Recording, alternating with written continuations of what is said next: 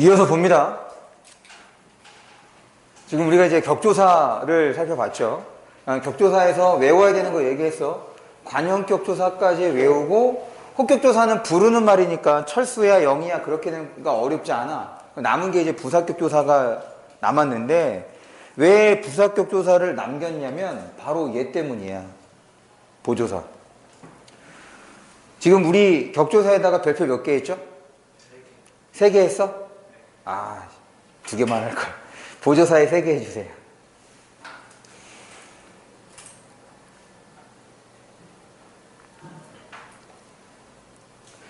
조사에서 제일 많이 다루는 게, 그러니까 조사를 문제를 했을 때, 조사 자체만을 문제 냈을 때 가장 많이 묻는 게 격조사랑 보조사를 구분하는 거야. 격조사는 일정한 자격이거든. 그러니까 이 격조사는 딱 그 자리에만 쓰여. 주격조사는 주어 자리에서만 쓰이고, 목적격조사는 목적어 자리에서만 쓰인다는 거지. 그게 바로 격조사야.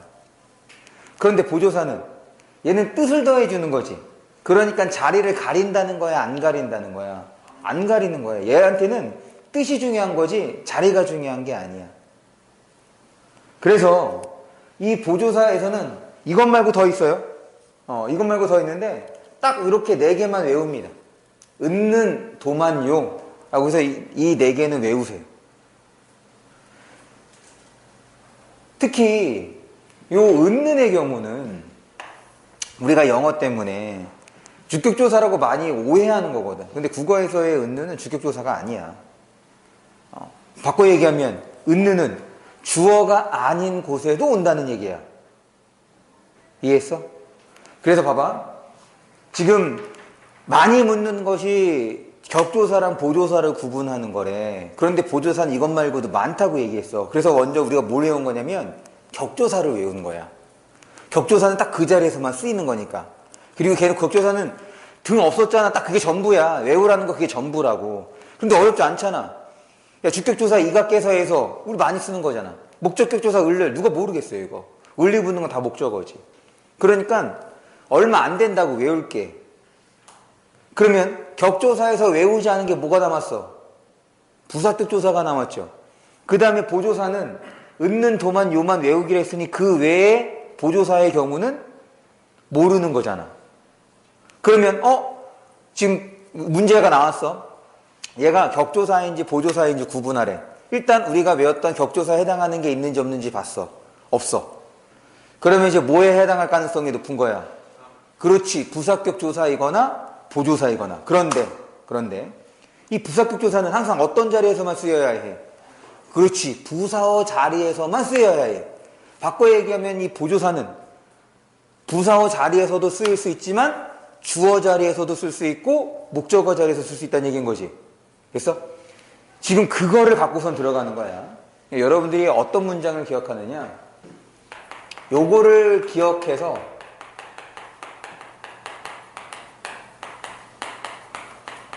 여러분들이 좀 활용해 주세요. 철수가 사과를 먹는다. 여기에는 지금 주어, 목적어가 있으니까 봐봐. 만약에 부사격조사라고 하면 지금 이 자리와 이 자리에 집어넣었어. 그러면 말이 되겠어 안 되겠어? 그렇지, 안 되지. 왜? 부사격조사는 부사어 자리에서만 쓰여야 하니까. 또 한 가지는 보조사의 경우는 이런 자리에서도, 그러니까 두 자리 모두, 왜냐면 이게 어휘력과 관련돼서 문장을 이해해야 되는 거라 어휘력과 관련되는 거여서 꼭 두 자리가 안 쓰여도 돼. 둘 중에 하나만 쓰면 되는 거야. 그래서 지금 대표적인 게 은는이었으니까 은는 올까? 철수는 사과를 먹는다 쓰자. 그런데 이번에는 여기가 아니라 여기다 먹어. 철수가 사과는 먹는다. 써 안 써? 생각해봐. 한번 생각해봐. 철수가 사과는 먹는다.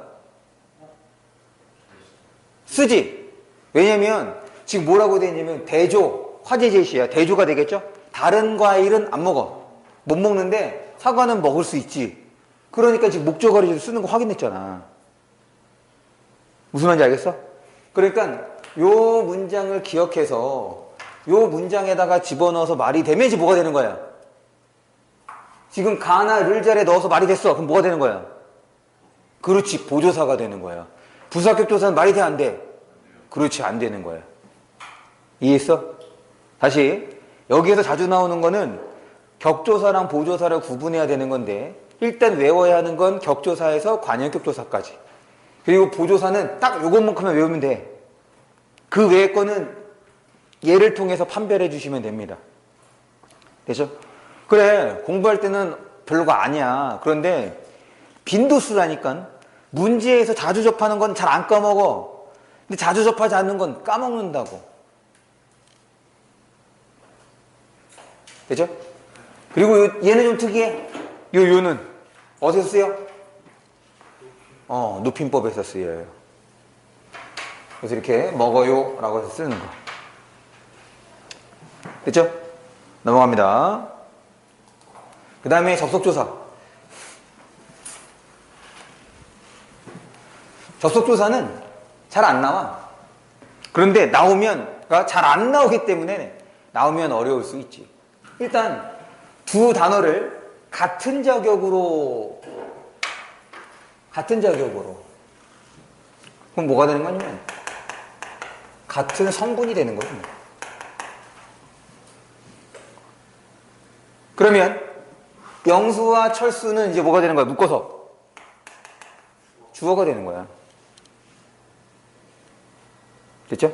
이렇게 같은 자격이다 라는 건 이제 이런 거야. 그럴 때 단어 접속조사, 문장 접속조사가 되는데 문장 접속조사를 이해하면 단어 접속조사가 쉽습니다. 문장 접속조사야. 문장 접속조사는 얘를 두 개의 문장으로 나눠볼 수 있는 거지. 영수는 착하다, 철수는 착하다. 됐어? 그런데 단어 접속은 그게 안 돼. 영수는 다르다. 말이 돼, 안 돼? 안 돼. 왜냐하면 다르다라는 말을 쓰려면 반드시 비교 대상이 필요하지. 뭐랑 다른지가 필요하잖아. 그러니까 단어 접속조사는 둘로 나눌 수 없는 거고 두 문장으로. 문장 접속조사는 둘로 나눌 수 있는데 이게 재밌어. 이 단어 접속조사가. 그러니까 얘도 마찬가지로 이거 하나 볼까요? 지금 이 문장이야. 이 문장을 내가 이렇게 바꿔볼게. 철수는 이렇게 문장을 바꿨어. 영수와 철수는 다르다. 청수는 영수와 다르다가 의미상 크게 달라지느냐? 아니지. 같은 거잖아. 맞지? 그런데 여기에서의 와와 여기에서의 와는 문장에서의 역할이 다른 거예요. 무슨 말이냐면 여기에서의 와는 영수랑 철수를 묶은 거죠. 같은 자격으로 묶어주는 거야. 묶어서 뭐가 됐냐면 주어가 됐단 말이야. 그러면 얘도 만약에 묶는다고 하면 얘랑 성질이 같아야 되지. 근데 얘는 같을 수 있어, 없어? 그렇지. 그러니까 여기서는 접속조사가 아니게 되는 거란 말이야.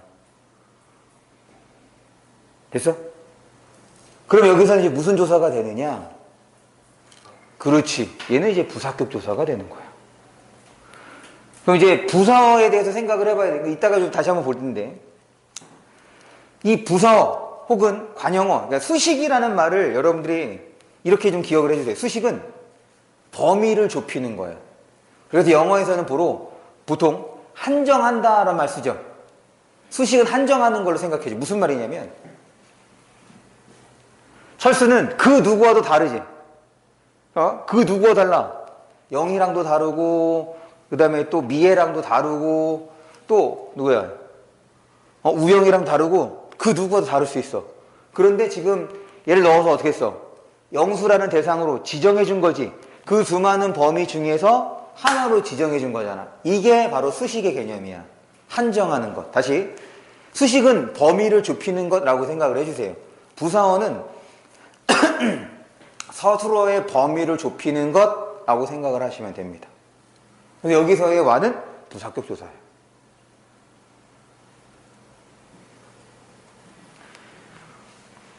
지금 우리 접속조사까지 살펴봤습니다. 다시 지금 결국 이렇게 나눠지는 것이 그 시작은 분류 기준이야. 지금 역할이 다른 거잖아. 기능이 다른 거죠. 의미가 다른 거고. 그러니까 똑같은 생김새여도 문장에서 어떻게 쓰이는지에 따라서 품사나 명칭이 달라진다는 것. 품사에서는 그게 중요해. 그래서 문장을 봐야 된다고.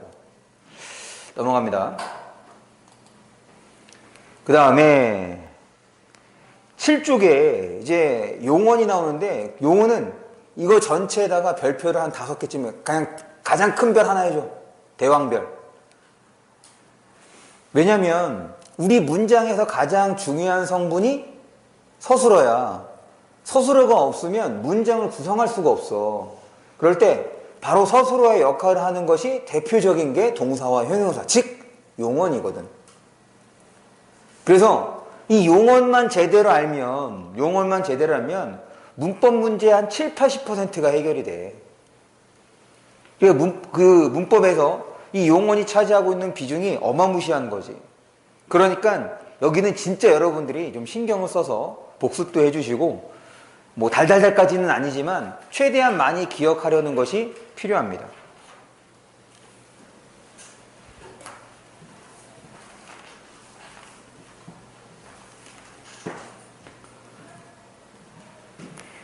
용언이야. 봐봐.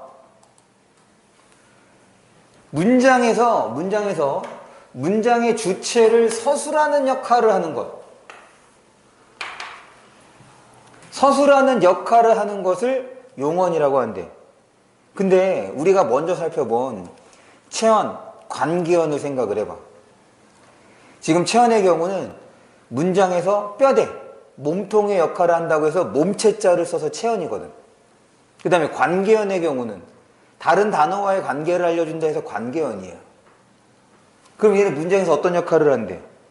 서술하는 역할을 한대. 그러면 생각해보면 어떻게 표현을 하는 것이 우리가 기억하기에 편하겠어? 서술하는 역할인 거니까 서술언 이렇게 하면 되잖아. 문장에서 몸통의 역할이래, 체언. 다른 것과의 관계를 알려준대, 관계언. 서술하는 기능이래, 서술언이어야 할 거 아니야. 근데 서술언이 아니라 뭐래? 그렇지. 그러면 서술하는 것만큼이나 이 용의 기능이 어떻다는 거야? 중요하다는 거야. 서술하는 것만큼이나 이 용의 기능이 중요하다. 그러면 이 용, 요거는 이제 밑에 있는 것부터 먼저 볼게요. 여기 지금 이 용의 기능은 어디서 비롯된 거냐면, 네, 여기 활용. 거기에 있는 용이랑 요 활용이랑 연결해 주세요. 그래서 일단 여러분들이 용언을 공부한다, 용언을 안다고 하면 활용에 대해서 아는 거랑 마찬가지야. 활용에 대해서 알아야 돼. 그러고 난 다음에 이제 동사, 형용사 이렇게 된다. 또 봐주시면 되는데, 이제 활용부터 좀 볼게요. 아까 얘기했던 거, 그거 이제 떠올리면 돼. 그러고 난 다음에 이제 어간과 어미를 구분하는 거야. 어간에 여러 어미가 교체되는 현상으로서 고정된 부분이 어간인 거고, 그 다음에 어간 뒤에 붙어서 변하는 부분을 어미라고 하는데, 오른쪽에 여백이 좀 있죠. 거기에다가 요거를 좀 정리합니다. 지금 어미가 나왔으니까 어미의 체계를 좀 설명을 할게요. 그런데 이 어미의 체계를 알면 사실은 문법의 한 90%를 알게 되는 거거든. 일단 이건 이제 예를 통해서 이거를 어미의 체계를 여기다가 예를 통해서 좀 접근해 볼게요. 가시었다. 그러면 지금 얘의 기본형이 가다죠. 그래서 거기에 해당하는 거 지우면 이렇게 되는 거지. 그래서 얘가 어미, 얘가 간 이렇게 처리가 됐던 거 아니야. 그럴 때 이렇게 단어 끝에 오는 것을 어말어미라고 합니다. 다시 단어 끝에 오는 것을 어말어미라고 하는 거야. 그럼 어미는 이렇게 나눠볼 수 있어. 하나는 단어 끝에 오는 어말어미와, 그 다음에 지금 어간하고 어미를, 단어 끝에 있는 어미를 지웠더니 이렇게 남았던 거지. 얘를 이제 바로 뭐라고 하는 거야? 그렇지. 어말어미 앞에 온다고 해서 선 어말 어미라고 하는 거거든. 앞에 온다고 해서. 그럴 때 선어말 어미의 문법적 기능은 딱 두 가지밖에 없어. 선어말 어미의 문법적 기능은 딱 두 가지. 요거 시 어떤 역할을 하는 거죠? 그래, 맞아. 얘는 높임이고 엇은 시제. 그러니까 선어말 어미는 주체를 높이는 것과 그 다음에 시제와 관련되는 게 끝입니다. 다음에 이제 어말 어미야. 어말 어미는 다시 세 개로 나눠 볼 수 있어. 어말 어미는 하나, 둘, 세 개. 하나는 종결.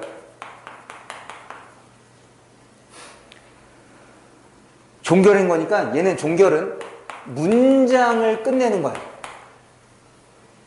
종결 어미는 문장 끝에 나타납니다. 그래서 문장의 종류, 문장의 유형을 알려주는 게 종결 어미야. 보통 다로 끝나면 평서문이라고 하고 까로 끝나면 의문문이라고 하고 분하로 끝나면 명령문이라고 하고 이게 바로 종결 어미. 그러면 문장을 끝내는 것도 있긴 하지만 또 뭐도 있겠어? 이어주는 것도 있겠죠? 연결 어미. 얘는 끝내는 거고 얘는 뒤에 무언가가 또 따라오면 돼. 한번 띄어쓰고 하고 난 다음에 무언가가 이어지겠지? 그게 연결 어미야. 그 다음에 마지막으로 전성 어미. 여기에 해당하는 문법은 해당 파트 가서 문법 요소 들어가서 자세히 할 거예요. 전성 어미는 이해가 조금 어려운 건데 성질을 전환해 주는 거야. 얘는 용언이야. 동사나 형용사로 지금 서술하는 역할을 하는 건데 서술하는 것에 조금 성질을 바꿔서 이것만 좀 얘기를 할게. 명사처럼 쓸 수 있게도 해주고 혹은 관형사처럼 쓸 수 있게도 해주고 혹은 부사처럼도 쓸 수 있게 해주는 것이 전성어미야. 성질을 전환해 주는 것. 됐습니까? 네. 일단 지금 어미는 요 정도만. 지금 얘가 이제 바로 문법과 관련되는 건데 왜냐면 이 어미가 무슨 역할을 하느냐? 어간은 실질적인 의미를 담당하는 부분인 거고 어미는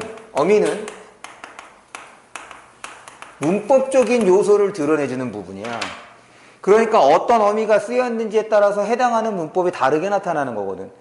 그러니까 이 용어는 활용이라는 걸 알아야 되는 거고 그럴 때 어간은 뭘 의미하고 어미는 어떤 역할을 하는지를 알아야 이제 제대로 이해하게 되는 거고 그럴 때 어미는 이렇게 쓰이는데 이거와 관련되는 문법 현상은 이제 문장 들어가면 살펴보겠다. 일단 어미는 이렇게 좀 구분이 되는 거구나 정도만 확인을 해주세요. 됐죠? 다시 앞에 올라갑니다. 기본적인 거 확인할게요.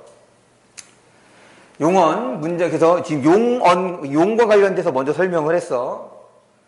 먼저 그 동사가 있는데 동사와 형용사는 의미에 따라서 구분을 하는 거잖아. 그러면 그 의미의 차이는 움직임과 관련이 있느냐 없느냐야. 움직임과 관련이 있으면 동사가 되는 거고 움직임과 관련이 없으면 형용사가 되는 거지. 그래서 용품사에서 용언과 관련된 가장 기본적인 문제는 동사와 형용사를 구분할 수 있느냐야. 그럼 구분하는 방법은 1차적으로는 움직임과 관련이 있는지 없는지 따지는 거지. 그런데 이제 움직임과 관련이 있는지 없는지는 이거는 여러분들의 평상시에 어휘력하고 좀 관련되는 거니까 여기에다가 그거를 좀 보조해주는 문법적 역할까지도 기억해 두면 보다 수월하게 동사와 형용사를 구분할 수 있습니다. 예를 들어서 울다야. 울다가 동사인지 형용사인지 구분을 해보는데 그럴 때 그 오른쪽 여백에다가 써주세요. 동사는 는을 붙일 수 있습니다. 는을 붙일 수 있으면 동사고 는을 붙일 수 없으면 형용사야. 그래서 는 지금 내가 방금 울다 얘기했었지. 얘 우는이라고 써 안 써?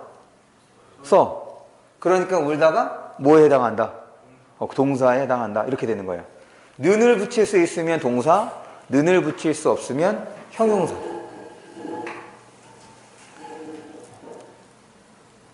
그리고 얘는 100%는 아니야. 그렇지 않은 것들도 종종 있거든. 일단 1차적으로 이거를 알고선 접근을 하면 보다 수월하게 구분할 수가 있습니다. 그 다음에 몇몇 단어는 동사로 쓰이기도 하고 형용사로도 쓰이기도 해. 그러니까 동사로도 쓰이고 형용사도 쓰인다는 얘기는 걔는 는을 붙일 수 있겠어 없겠어? 그렇지, 있어. 그런데 그 는은 상황에 따라 다를 수밖에 없겠죠. 예를 들어서 참 오늘 다리 박다. 다리 박다. 여기에 는을 쓰면 말이 되냐 안 되냐? 다리 박다. 다리 박는다 라고 하면 안 되지. 이렇게 쓴 적 없잖아. 그러니까 이때의 박다는 형용사란 말이야. 그런데 날이 박는다 라는 말 써 안 써? 쓰지. 그럼 이때는 뭐라는 거야? 그렇지, 동사라는 거야. 됐어?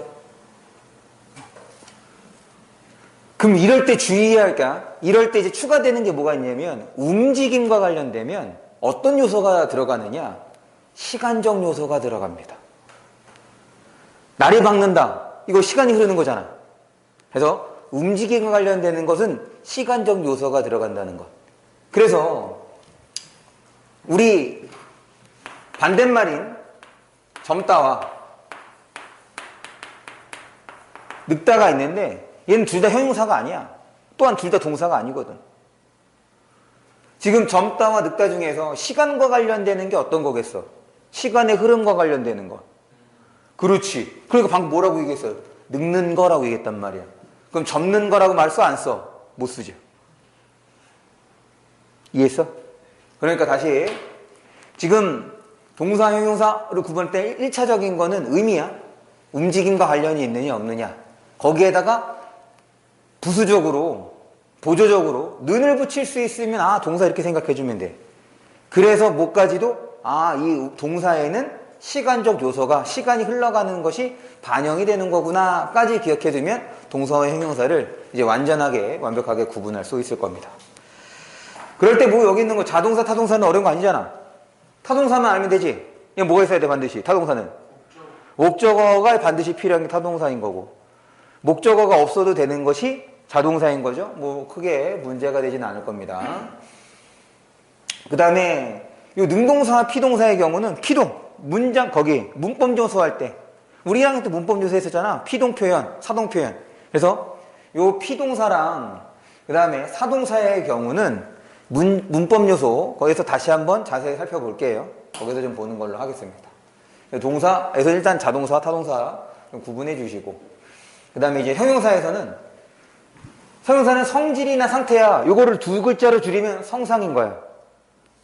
성질, 상태, 성상 형용사. 그렇죠? 대상의 성질이나 상태를 나타내는 말을 이제 형용사라고 하는데 이제 대표적인 것이 성상 형용사가 되는 거고. 그다음에 이제 지시 형용사는 지시하면 뭐가 항상 지시하면 뭐 이그저요. 지시하면 이그저. 그래서 지시성을 나타내는 형용사 이그저가 들어가는 것. 이렇게 나눠볼 수 있겠습니다. 뭐 어려운 건 아니니까 넘어갈게요. 그 다음에 활용 설명했고 그 다음에 넘어가면 아니네 마지막 부분이네. 지금 이제 1학년 때는 배우지 않지만 이제 여러분들이 신경을 써야 한 부분이 바로 이 부분이에요. 활용할 때 규칙 활용과 다음 페이지 보면 불규칙이 나오는 거죠. 영어에서도 규칙 동사랑 불규칙 동사가 있는 것처럼 국어에서도 규칙적으로 활용하는 것과 그 다음에 그 규칙에서 벗어나는 불규칙 활용이 있다. 이렇게 생각을 해두시면 됩니다. 그럴 때 규칙 활용은 어렵지 않아. 규칙 활용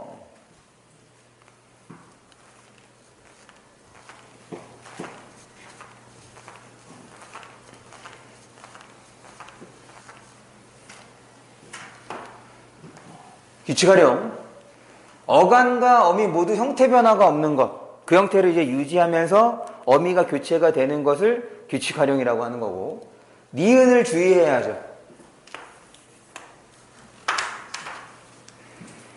형태 변화가 있지만 의문의 변동으로 설명이 가능한 것. 왜냐면 이 의문의 변동은 보편적 현상이라, 보편적 현상은 규칙이라는 말로 바꿔볼 수 있거든. 그래서 의문의 변동으로 설명이 가능한 형태 변화는 규칙에 해당하는 거. 다시, 의문의 변동으로 설명이 가능한 형태 변화는 규칙 활용에 해당한다. 그럴 때 거기에 세 개 나오죠? 이거 지워야 되는데. 거기 우리 교재에는 이 없지? 네. 리얼 탈락, 아웃 탈락. 아웃 탈락은 뭐라고도 하냐면 동음 탈락이라고도 합니다. 왜냐면 어간이나 어미에서 저 아어가 충돌이 일어나고 똑같이 나타나서 지금 가고 놀고 네. 지금 예를 들어서 먹다, 먹고, 먹으니 이렇게 되는 거지. 여기서 보면 돼. 그럼 얘는 먹서가 안 쓰죠? 어떻게 써야 돼? 먹어서라고 쓴단 말이야. 그럼 얘도 같은 방식으로 보면 어서, 아서가 돼야 되는 거지. 가다, 가아서라고. 그런데 여기에 있는 아랑, 여기에 있는 아랑 충돌이 일어나. 그래서 같은 의미여서 이 교과서마다 달라요. 교과서마다 다른데 어떤 교과서에서는 어미에서 떨어져 나간다고 하기도 하고 어떤 교과서에서는 어간에서 떨어져 나간다고 하기도 합니다. 그래서 이제 뭐라고 얘기를 하느냐? 그냥 떨어져 나간다고 설명하는 경우가 더 많아. 이거는 학교 선생님 설명에 따라주시면 돼요. 우리 이제 교과서 확인하면 그때 얘기할 건데 어쨌든 그래서 동음 탈락, 아웃 탈락을 동음 탈락으로도 설명을 합니다. 그 다음에 의탈락. 그런데 이제 이렇게 되는 거지. 리을 탈락, 의탈락 모두 다 어간에 있는 놈이거든. 그러니까 얘도 어간에서 떨어져 나간다. 이렇게 얘기하기도 해. 어쨌든 이렇게 세 가지입니다. 리을 탈락, 아웃 탈락, 의탈락을 설명할 수 있는 형태 변화는 규칙 활용이다. 그래서 얘를 외워야 돼. 그럼 이것 외에 형태 변화는 다 뭐라는 거야? 그렇지. 넘어갑니다. 이제 불규칙을 볼게요.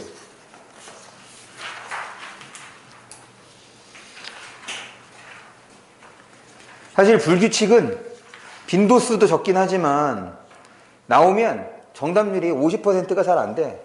그래서 어려운 내용에 해당합니다. 근데 이게 이제 아이들이 이제 공부를 조금 뭐랄까 잘못하는 경향 때문에 더 많이 틀리기도 하는데 얘는 이렇게 접근을 해주면 돼. 일단 큰 틀이야.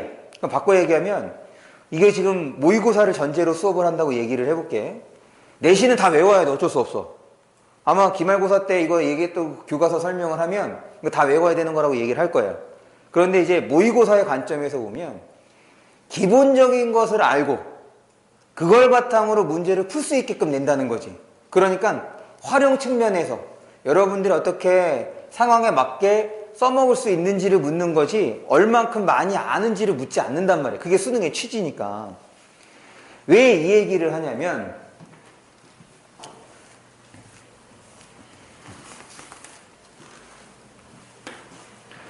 지금 규칙 활용에서 어간과 어미가 교체가 되는 현상을 활용이라고 얘기를 했어. 그러면서 규칙 활용은 형태 변화가 없대. 바꿔 얘기하면 어간에서도 형태 변화가 없고 어미에서도 형태 변화가 없다는 거야. 따라서 불규칙 활용은 어떤 거겠어? 어간이나 어미에서 형태 변화가 일어나는 거지. 그럼 경우의 수가 총 몇 가지니? 어간이나 어미가 달라진 형태가 달라지는 거야. 그럼 총 경우의 수 몇 가지야? 세 가지지.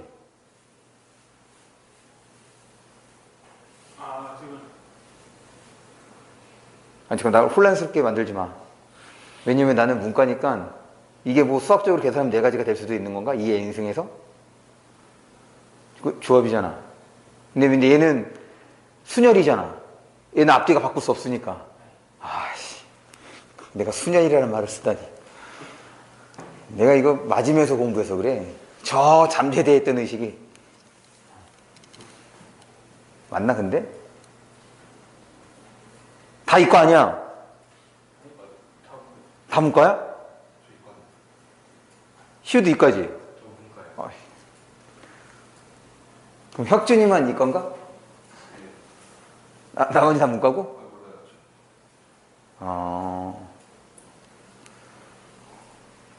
내가 말한 거 맞아? 아, 그래, 세 개인데. 여기에서 이제 아까, 왜냐면 얘가 순서를 바꿀 수가 없으니까. 네, 맞죠? 다시. 지금 먼저 규칙에 대한 얘기를 통해서 지금 불규칙으로 넘어온 거야. 그래서 이제 예외적으로 형태가 변할 수 있지만 의문의 변동으로 설명할 수 있으면 규칙. 그래서 걔를 외워야 된다고. 세 가지를. 됐죠? 이제 불규칙으로 넘어왔어. 그러면 첫 번째는 어간의 형태가 바뀌거나, 두 번째는 어미가 바뀌거나, 세 번째는 둘 다 바뀌는 거. 이렇게 되는 거지. 그래서 여러분들 봐봐. 우리가 맨 처음에 지금 오늘 품사 들어가면서 여러분들에게 외우라고 했던 것이 용언, 활용, 어간, 어미, 기본형 다 이렇게 본 거잖아. 그래서 이걸 통해서 지금 이거 할 때도 마찬가지야. 제일 먼저 기본형으로 바꾸고 두 번째로 이제 어미를 하는 거지. 여기 이제 하나를 추가합니다. 규칙화랑 불규칙화를 하는 데서. 여기에 다 대신 세 번째야. 이건 이제 규칙 불규칙에 해당하는 거야. 어를 붙여오는 거야. 다 대신 아나 어를 붙였을 때. 다 대신 아나 어를 붙였을 때 어떻게 되는지. 그럼 끝. 그러면 저 셋 중에 하나야. 지금 우리 교재를 보면 어간이 바뀌는 거에 하나를 5개, 그 다음에 어미가 바뀌는 거에 하나를 4개, 둘 다 바뀌는 거에 하나, 이렇게 지금 되어 있잖아. 이건 내신 때는 외워야 돼. 그런데 모의고사 때는 이거 안 외워도 돼. 이것만 여러분들이 기억해 주세요. 그러면 이제 해보면 돼. 안 어려워. 해보면 돼. 아름답다야? 여기다가 다 대신에 어를 붙였어. 그럼 뭐가 돼? 다 대신에 어를 붙였어. 그럼 어떻게 돼? 아름답어라고 써? 그래. 그리고 아름다워라고 쓴단 말이야. 그러면 어떤 변화가 있는지를 이제 찾아볼 거 아니야. 지금 일단 기본형이 됐으니까 두 번째로 뭐 해야 돼? 기본형 바꿨잖아. 두 번째로 뭐 해야 돼? 그래서 그렇지. 여기가 어미고 여기가 어간 됐죠? 그럼 얘도 마찬가지야. 얘도 이렇게 해서 여기가 어간 어미라고 한다면 하나씩 지워보는 거야. 름. 얘는 지금 어간에 답 있어. 다. 그 다음에 여기는 다 대신에 지금 뭘 쓴 거야? 여기다가 어를 온 거잖아. 어랑 얘랑 보니까 어는 이렇게 지워지네. 그럼 뭐가 남아? 우가 남죠. 그럼 갑자기? 아니지. 뭐가 바뀌어야 되는 거야? 지금 여기서 남은 거, 어간에서 남은 게 뭐가 있었어? 얘가 남은 거지. 그럼 얘가 지금 뭐로 바뀌었다는 거야? 우로 바뀌었다는 거죠. 그럼 얘는 어간이 바뀌는 거야? 어미가 바뀌는 거야? 둘 다 바뀌는 거야? 에? 어간. 그렇지. 어간의 비읍이 지금 우로 바뀐 것 뿐이잖아. 지금 여기 있는 형태들은 다 지웠잖아. 1대1로. 그러니까 얘는 뭐인 거야? 어간이 바뀌는 불규칙 활용이 되는 거야. 이걸 해봐. 질문하다에서 묻다. 여기다가 아어를 붙여. 그럼 뭐가 돼? 그렇지. 물어가 되지. 아어를 붙인 거야. 다 대신에. 그럼 또 지워. 아이고. 네, 이렇게. 조금 더 보기 편하게. 이렇게 되는 거지. 그럴 때 얘도 물, 라고 한다면 얘 지웠어. 그 다음에 이렇게 지웠고 디귿, 리을 이렇게 남는 거지. 그럼 얘도 어간이 바뀌는 거야, 어미가 바뀌는 거야? 어간이 바뀌는 거야. 그러면 얘는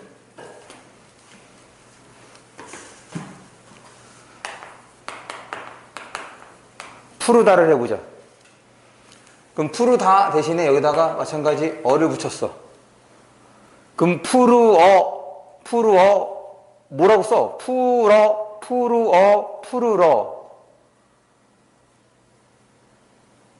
뭐라고 쓰냐? 푸르라고 쓰죠. 그럼 또 지워. 르. 어가 뭐가 된 거야? 러가 된 거죠. 왜냐면 이때 리을은 어간에서 나올 게 없지. 왜? 어간은 다 지워졌으니까. 그럼 얘는 뭐가 바뀐 거야? 어미가 바뀐 거야. 어려운 게 아니야. 한 번씩만 해보면 돼. 이거를 그냥 이렇게 되나 보다 라고 머리로 생각하니까 어려운 거지. 그래서 세 번째 어를 붙여보는 거야. 어를 붙여보면 다 정리할 수 있다. 다시 지금 요건 이제 좀 어려운 내용이에요. 그래서 규칙 활용. 어간과 어미의 형태 변화가 없어. 그런데 형태 변화를 했는데도 규칙 활용일 수 있는 건 뭐로 설명이 가능할 때? 의문의 변동으로 설명이 가능할 때 규칙일 수 있구나. 규칙이구나. 그런데 이걸로 설명이 불가능하네? 그러면 불규칙. 어간이 바뀌거나 어미가 바뀌거나 둘 다 바뀌거나. 구분하는 방법은 다 대신에 어를 붙여보는 것. 끝. 여기까지는 공부를 하셔야 여러분들이 어려운 문제를 해결할 수가 있어요. 이걸 바탕으로 이제 8쪽에 있는 어간이 바뀌는 형태의 디귿 불규칙, 비읍 불규칙, 시옷 불규칙, 르 불규칙, 우 불규칙을, 어미가 바뀌는 거 너라 불규칙, 러 불규칙, 여 불규칙, 오 불규칙을, 그리고 둘러야 바뀌는 거 이거는 외우세요. 하나밖에 없어. 둘 다 바뀌는 건 히읗 불규칙. 예를 보면 보통 색깔과 관련되는 표현입니다. 빨갛다. 빨갛다가 얘가 활용되면 이렇게 되는 거야. 빨개. 그 다음에 또 뭐 있지? 이건 넘어가서 볼까? 이거 디귿, 비읍, 시옷, 르, 우, 너라 이렇게. 그럼 빨갛다, 빨개, 파래. 그럼 얘는 어떻게 되겠어? 그렇지. 이런 식으로.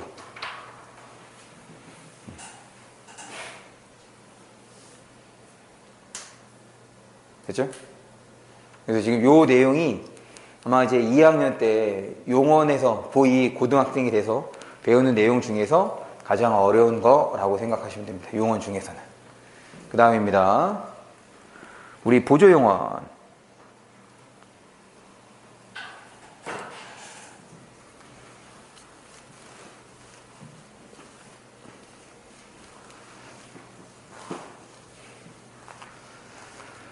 본용원과 보조용원입니다. 본용원과 보조용원은 용원이 연이어 나올 때예요. 용원이 연이어 나올 때. 용원이 연이어 나올 때. 용원이 연이어 나올 때 이제 본본. 그러니까 얘는 어떻게 된 거냐면 얘가 본, 얘도 본이라는 얘기인 거고, 얘는 본, 얘는 보조라는 얘기입니다. 그럴 때 여기에 쓰이는 이제 어미가 바로 연결 어미가 되는 거죠.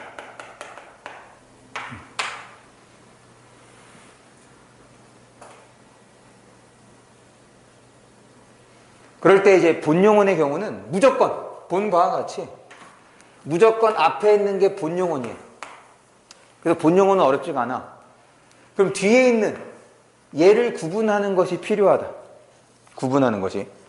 그럼 본본이라는 얘기는 얘는 결국 겹문장, 두 개의 문장으로 분리가 가능한 것이 본본이에요. 사과를 깎았다. 유라에게 사과를 주었다. 이렇게. 됐어? 그럼 반면에 지금 본보조의 경우는 두 개의 문장 나눌 수가 없는 거죠. 친구를 용서했다. 친구를 주었다. 그래서 얘는 두 개의 문장 나눌 수 없어. 그렇게 생각해 주면 됩니다. 본본일 때는 두 개의 문장으로 분리가 가능하고 본보조일 때는 분리가 불가능하고 얘를 빼도 문장의 의미는 크게 변화가 없고 주된 의미가 남아있는 거죠. 그럴 때 어떤 거를 또 구분해 줄 수 있냐면 이 중간에 무언가를 집어넣을 수 있으면 집어넣어서 말이 되면 본본의 구성인 거고 말이 안 되면 이제 본보조예요. 대표적인 게 섭니다.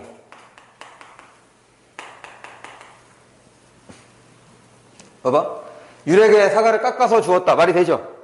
근데 여기는 용서해서 주었다. 말이 돼? 안 돼? 안 되지. 그래서 본보조일 때는 설을 붙일 수 없고 본본일 때는 설을 붙일 수 있는 것. 이렇게 해서도 본보조 용언을 구분할 수가 있겠습니다.